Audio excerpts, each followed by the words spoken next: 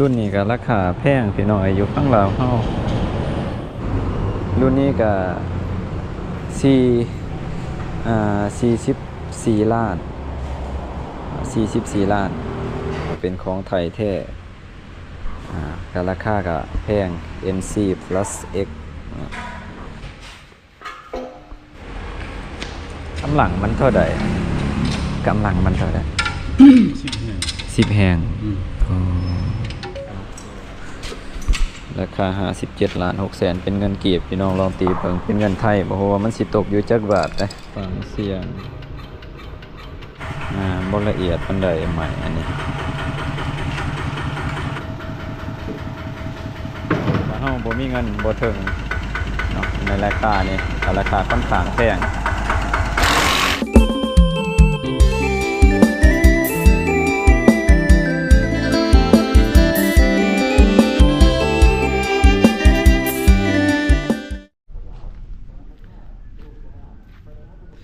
สบายดีพี่น้องหมดสุขูสุขคนทางภายในและก็ต่างประเทศเนาะยินดีต้อนรับเข้าสู่ซ่องบัวเงินบ่าวลาวเส้นเก่าเหมือนเคยมื้อนี้บัวเงินสิออกไปส่งพี่น้องเพิ่นไปซื้อรถไถหน้าเดินตามเพราะว่าก็ปีนี้ก็ไกลสิฮอดฤดูกาลทำให้ไถนาและก็เพิ่นได้ส่วนบ่เงินว่าให้พาเพิ่นไปซื้อรถไถเนาะมื้อนี้ก็ถือเป็นมือวางก็เฮ็ดเวียกเพิ่นอยู่เฮือนแล้วแม่นเฮาก็จังสิออกไปพากันไปซื้อรถไถหน้าเดินตามว่าราคานี่เพิ่นก็อยากได้แบบว่าน่าจะสูงแน่เพราะว่าเพิ่นอยากได้รถน่ะเป็นรถของไทยเนาะเป็นจักรไทยเป็นทั้งหมดทุกอย่างนี่เป็นของไทยที่เครื่องนำมาจากไทยเอามาขายอยู่ลาวอยู่สปป.ลาวมื้อนี้จุดประสงค์บัวเงินก็คือสิไปติดตามเบิ่งน้ำกันพาทุกคนไปฟังราคารถไถนาจากฝั่งไทยที่นำมาขายอยู่ลาวในปี 2026 นี้ราคาแพงบ่เพราะว่าทุกอย่างจะเป็นของไทยเนาะอันนี้บ่เงินกับบ่แน่ใจคือกันแต่ว่าทางห้านเพิ่นก็น่าจะมีเพราะว่าเฮาอยากได้เป็นของแท้ที่มันใส่ได้ดีได้ด้นเนาะทางเจ้าของรถเพิ่นเนาะผู้เพิ่นอยากได้ผู้เพิ่นสิซื้อมื้อนี้เพิ่นก็อยากได้เป็นZT100เนาะที่ว่าจักมันเพิ่นมีเป้าหมายไว้แล้วเนาะก็คือZT100อยากได้ตัวนั้น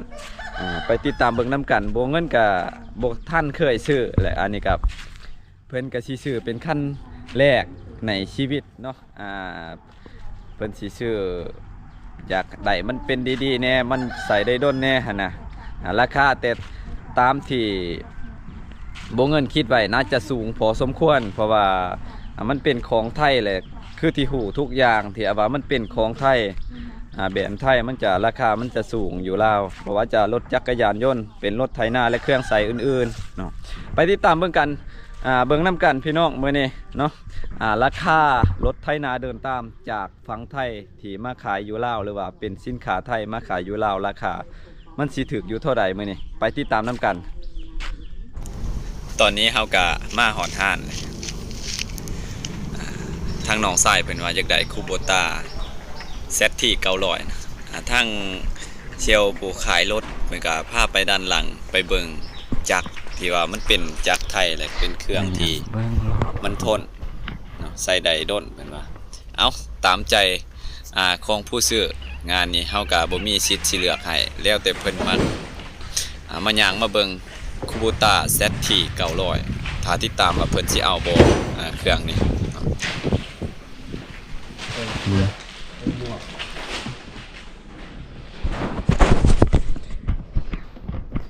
คูโบต้ามินิมาพาพี่น้องมาซื้อรถไทยหน้ารุ่นนี้ก็ราคาแพงพี่น้องอยู่ข้างลาวเฮาที่90 plus ก็ราคาก็ตกอยู่17 ล้านกว่ากีบ57 ล้านกว่ากีบได้เบิดสุดแปลว่าได้ถึงสุดเบิดสุดนะเพราะว่าจะเป็นสุดไทยสุดขาด แล้วก็สุดที่ใส่งานกับบ่ฮู้ว่ารุ่นนี้จะดีหรือบ่แต่ว่าทางเจ้าของเพิ่นที่มาซื้อเพิ่นก็เลือกเอาจักรอันนั้นจักรรถ Z ที่100เนาะแต่ว่ารุ่นนี้ก็บ่แน่ใจรุ่นนี้ก็ราคาก็บ่แพงรุ่นนี้ก็44 ล้าน44 ล้านรุ่นนี้ก็เป็นจักรRD 165N รุ่นนี้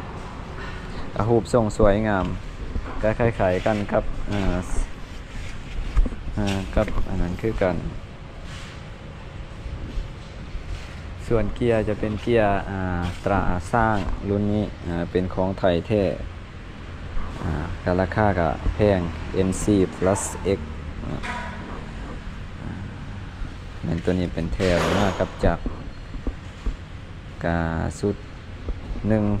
เอาจักรเครื่องนี้ก็ราคา44 ล้านได้เกียร์ตัวไหนมากตัวนี้ทางคนไม่สื่อกันได้เลือกเกียร์ไว้แล้วเนาะเป็นเกียร์ของไทยแท้เป็นว่าเอาตัวแซดที่ประกอบไว้แบบนี้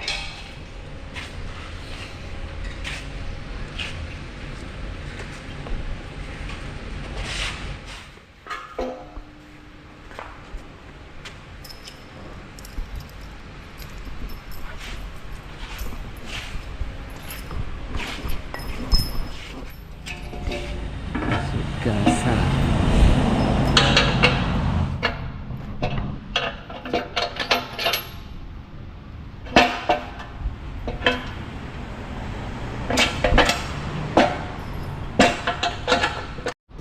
ขั้นตอนนี้เพิ่นก็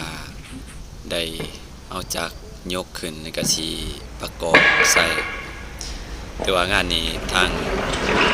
ผู้มาซื้อเพิ่นก็ตัดสินใจซื้อบูตาแซดทีร้อยทางบ้านเฮาก็มีส่วนน้อยผู้สิใส่เพราะว่าราคามันก็อยากแพงแน่ทางบ้านเฮามีแต่บ่ได้เฮ็ดสวนเฮ็ดหยังส่วนหลายมีแต่เฮ็ดนาก็ใส่แบบจักน้อย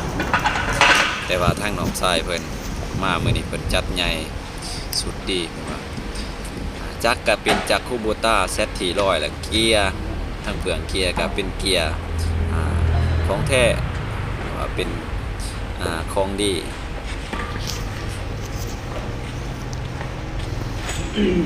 เซลล์เป็นประกอบใส่เราก็สิยืดเบิ่งเลยเพราะว่าก็สิซอยยังบ่ได้หลายเพิ่นเพราะว่างานเพิ่นเวียกเพิ่นที่มาขายและมาประกอบ2คนเพิ่นอยู่นี่บุเงินก็อยากได้รุ่นนี้แต่ว่าราคามันก็ค่อนข้างสูงพอสมควรเลยข่าวๆตอนเพิ่นตีราคาทวิตก็ว่า59 ล้านถ้าว่าได้เบิดของไทยเบิดสุดเลย59 ล้าน8 แสนกีบเกือบ60พุ่นน่ะ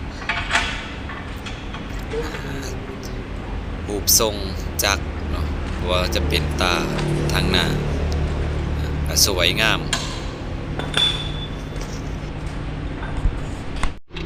ประกอบแล้วเรียบร้อยตาคือสีแห้งไฟหนาเนาะนี่ก็เซตที100 plus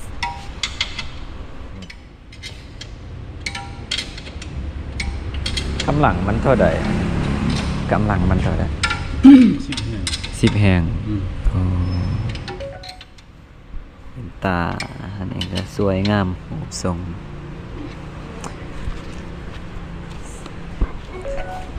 เซตที100กำลังตี10 แห่งอันนี้ปุ่มสตาร์ทบอกมันปุ่ม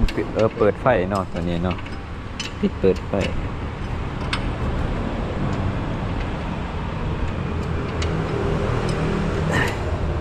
ก็ยางเดียวนี้เพราะมียางใหญ่ไม่แต่ยาง 7.50 ขอบ 16เป็นตราสารพี่น้องเกียร์ก็เป็น C plus X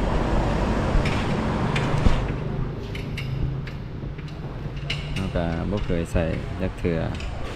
แต่ว่ามันอันนี้ก็น่าจะแห้งพอสมควรหนักอยู่บ่เนาะไถนาเนี่ยทางบ้านเฮานี่คือเพราะว่าทางบ้านนี่ก็บ่ค่อยมีบ่ค่อยได้ใส่จักจังซี่มีแต่ใส่จักธรรมดาแต่ว่านี่จัก10แห่งจักใหญ่นี่ราคาก็แพงตัวรูปทรงสวยงามตอนนี้บ่ทันได้ประกอบใส่กับบอกมันหรือว่าเบาะมันเนาะก็สิประมาณนี้พี่น้องราคาเท่าใดเท่าใดเจจังเบิด57 ล้าน 6 แสนราคา57 ล้าน 6 แสนเป็นเงินกีบพี่น้องลองตีเบิ่งเป็นเงินไทยบ่ฮู้ว่ามันสิตกอยู่จักบาทเด้เพราะว่าอยู่ลาวเนี่ยก็รุ่นนี้ก็ราคาค่อนข้างแพง57 ล้าน 6 แสนถือว่าได้ครบสุดเพียบพร้อมทุกอย่างอันนี้ก็ค่อนข้างนี่แต่ว่ายางมันอ่อนเนี่ยมันใช้งานบ่ได้อันนี้นี่นะจะไม่ระบบไฟปลูกส่งสวยงามเนาะเขาเห็ดแหลมจังสี่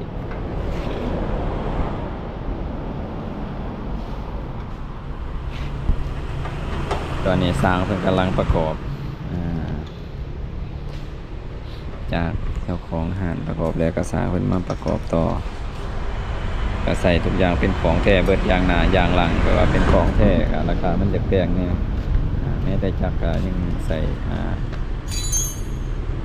จักรแห้งฟังเสียง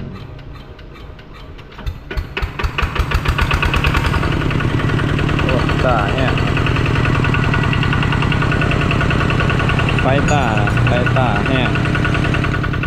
ไฟส่องสว่าง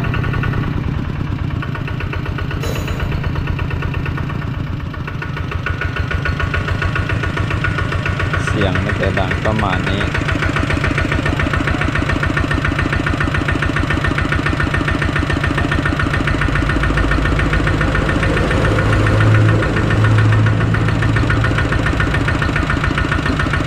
ดังแห้งเนาะ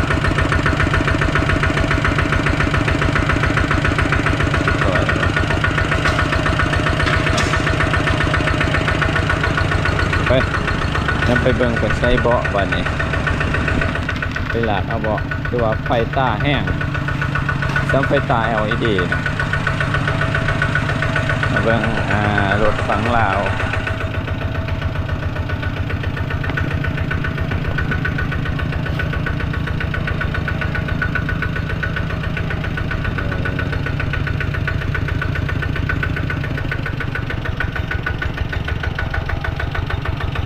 จะนิ่มอยู่เนาะจากมันนิ่ง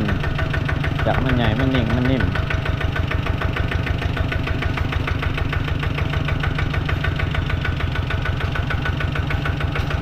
โอ้รถนี่หลาย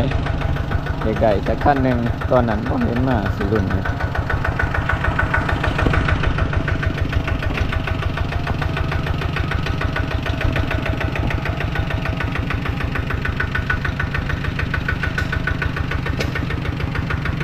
หลากเบาะมาก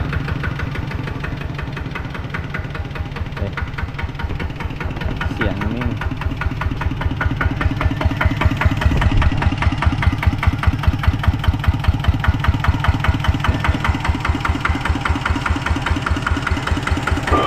ม็อกอะไรบ่รู้ว่าเปิดจะเอาม็อกเท่าใด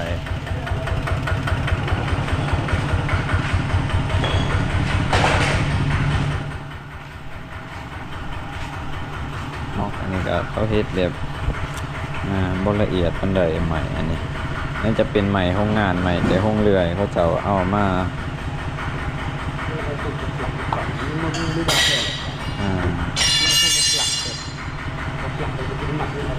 บ่งามเนาะใหม่มันใหม่อยู่โรงเรือยใหม่เขาถิ่มเศษใหม่เขาเนาะเขาเฮ็ดเอาตัวนั้นเอาเออ ขึ้นอยู่ล่างเลยขึ้นอยู่หันขึ้นเลยบอกนะขึ้นอยู่เครื่องนั้นบอกขึ้นอยู่เครื่องตัวนี้นี่ ขึ้นเทิง ขึ้นเลยเจ้าขึ้น ให้ขี่พ่อเนี่ยเออ นั่งที่ เออโอ้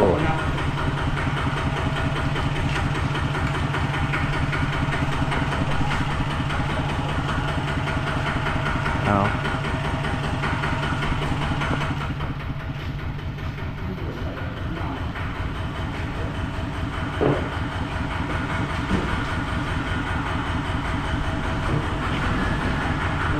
โอ้เอาหมอกตัวนั้น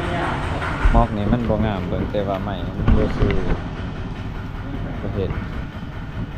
แต่ราคาน่าจะบ่แพงก็เฮ็ดใหม่ตัวนี้น็อตแนบยังก็เป็นบ่ทันได้ตัดออกว่าสิเอาตัวนี้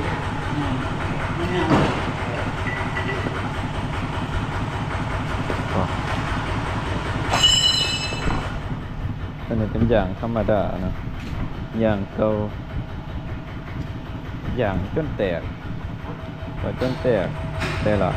หมอกอย่างเก่าก็ใส่เอาบัดนี้เพิ่นถอยมา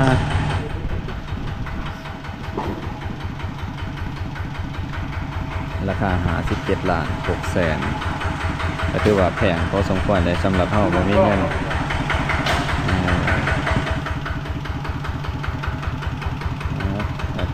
ดังโอ้สงไงอยู่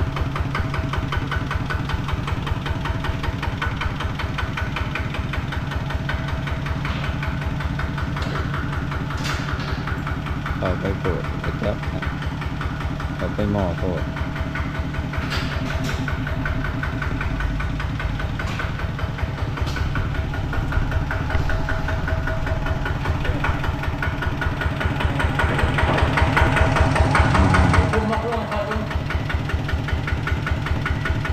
มีคนเข้าผิด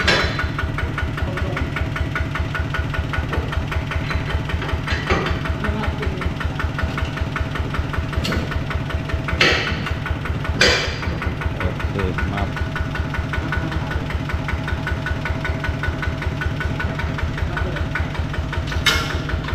โอ้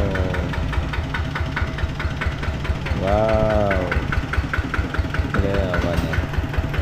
โอ้ยจะต่ำเนาะวันนั้นเนาะอย่างมันหน่อยเพราะว่ามันต่ำเนาะตัวนั้นเนาะ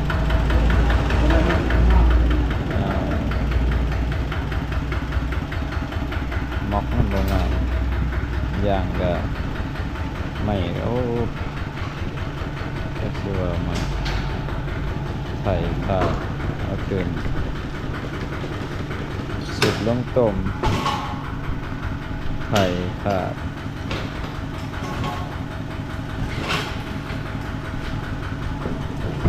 ของแถมก็มีใบไล่ใบไทยแล้วก็ขาดแล้วก็ล่อ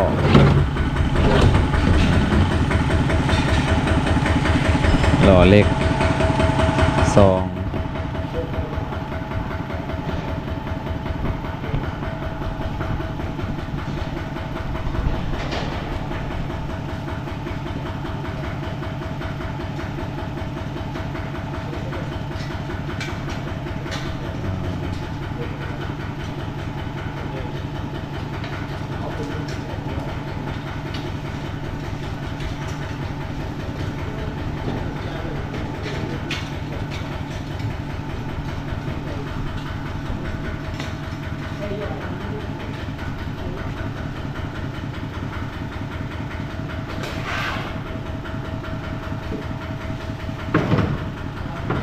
คือว่าแพงนะสุดกับบ่งามปานใดมอกอิหยังกับมอกบ่งามไม่มันก็ไม่จังซี่เป็นไม้ที่เพิ่นบ่ได้พัดบ่ได้กบมาไว้นี่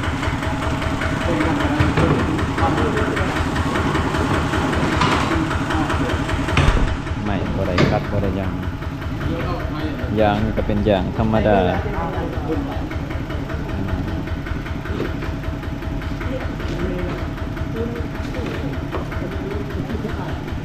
อย่างธรรมดาเนาะ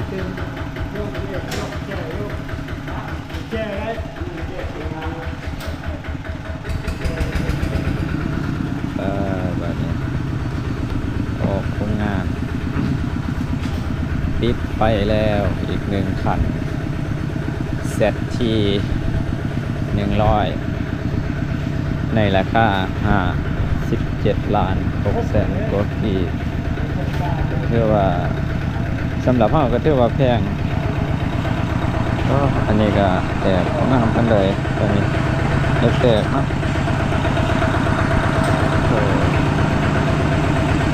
หอดให้หอดหน้าแล้วบ้านนี้เยี่ยม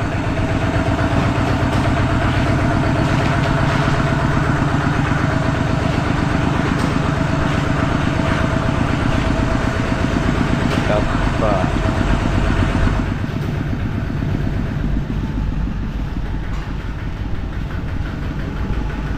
ในของแถมมากบ้านนี้เปลี่ยนสเปอร์ผู้ใดละสิขับรถนี่มีไทยมีขาดโอ้ค่ะใส่เลยแต่ว่าเสียงนุ่มดีเนี่ยเสียงนุ่มดีขาดตัดมันได้หอบได้ลังรูปทรงก็สวยงามแต่ว่าคักงามอยู่มีเงินก็อยากได้อยู่พี่น้องแต่ว่าเฮาบ่มีเงินบ่ถึงเนาะในราคานี่ราคาค่อนข้างแพง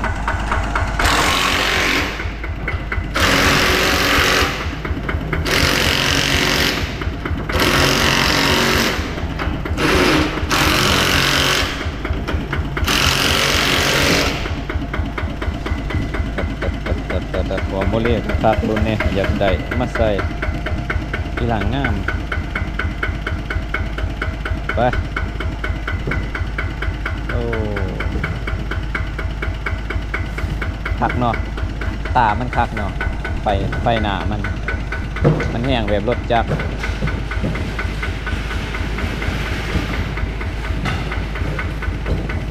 ตัวแห้งแบบรถจักร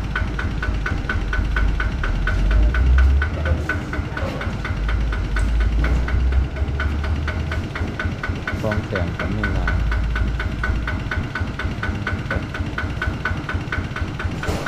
ตาเบิ่งตอนเพิ่นออกเนาะราคานี้ก็ถือว่าแพงพอสมควรเลย17 ล้าน600,000 กีบรถไถแซดที่100เนาะก็ถือว่าแพงสำหรับเฮานะเดี๋ยวเบิ่งถ้าตอดเพิ่นเรียนออกเมื่อว่ามันสิคักซำไหนว่ามันสินิ่งบ่นะราคานี่พี่น้องลองไล่เบิ่งในราคา57,600,000 กีบลองตีเป็นเงินบาทว่ามันสิตกอยู่จักบาทลองไล่เบิ่งก่อนตอนนี้แดดกำลังอ่อนแห้งๆนะเดี๋ยวสิเดินทางกลับบ้านพี่น้องเพื่อนนี่ยังบ่ได้นอนเบิดคืนไปหากับพบจักถามทางเพื่อนว่าจักเซตขี่จักเซตขี่ร้อยอันนี้ค่ะว่ากำลังจักเป็น10 แห้งกำลังจักเป็น10 แห้งคือว่าโอ้สมควรเดี๋ยวถ้าเบิ่งตอนเพิ่นออกเมื่อจากหน่อยสำหรับเสียงกระหนุ่มดีเลยตัดอยู่หนุ่มดีในเพิ่นมาออกมาเอาม็อกหรือว่าเบาะมันออกมาแล้วก็มาหันน็อตแต่ละตัวจะให้มันแน่นแล้วก็น็อตตามห่างบล็อกของมันเนาะที่ได้แต่ว่าบล็อกมันบ่งามบ่ได้คัดบ่ได้กบอีหยังนะใหม่มันแบบเก่าเลยเพิ่นก็สิได้ออกเมื่อแล้วกลับบ้านเดี๋ยวมาเบิ่งความแห้งความไหวของรถเซตที่100ก็ทาติดตามเบิ่งนำกันพี่น้องต่ำเนี่ยข้างหนึ่ง14ข้างหนึ่ง15อย่างใหญ่อย่างน้อยโอ้ออกโต้อย่างไว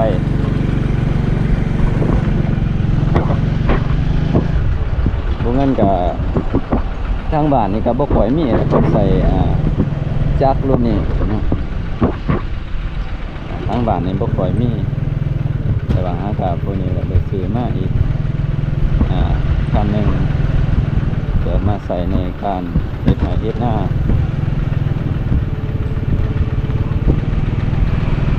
ปักอยู่เอาแห้งๆอยู่ครับเอาเมื่อก่อนเด้อ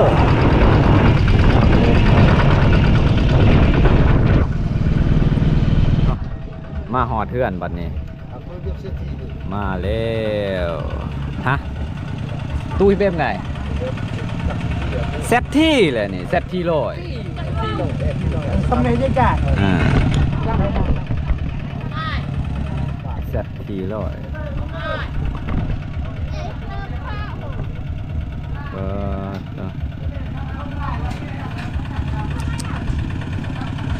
มาหอดเทือนหอดสั้นเลยบัดนี้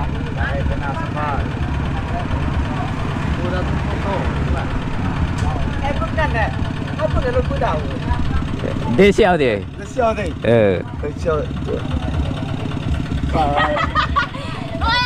อเป้แม่เชียว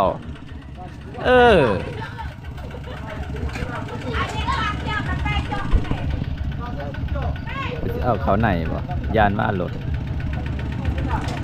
แต่หมอกมันบกขักเนาะมาหอดเทือนแล้วพี่น้อง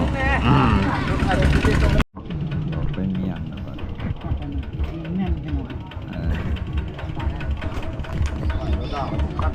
อำพาจำฮาวโล่งดิอย่าดิ